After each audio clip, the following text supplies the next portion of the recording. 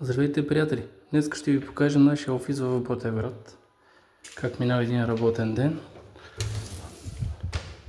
Ето, това е офиса в Ботевград. Намира се на центъра на Ботевград. Тук отзад е пазарчето. Високата сграда на третия етаж сме. Веднага вляво. Офисът е оборудван с всичко, което не трябва да сгубяемите къщи, каталози. Ето погледнете, каталози, брошури. Работим усърдно с всички наши клиенти. Всеки е добре дошъл. Правим всичко по ваш вкус. Така че един работен ден как минава. Сутрин идваме.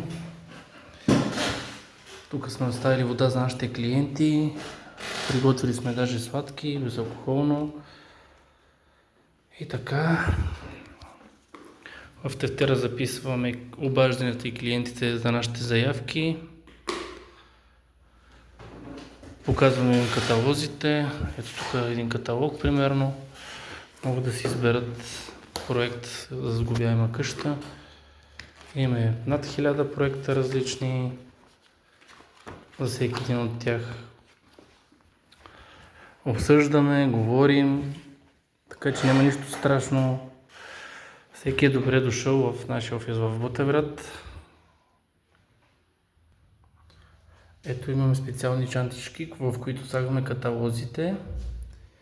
И тук е специална папка пак, която слагаме вътре каталога. Клиентът е много важен, да имаме уважение към него, да се чувства добре и комфортно в нашия офис и да се чувстват специални нашите клиенти. Така че заповядайте, който желае да ни звънят, да ни пишат. Постоянно сме по обекти, така че хубаво е с предварително записване.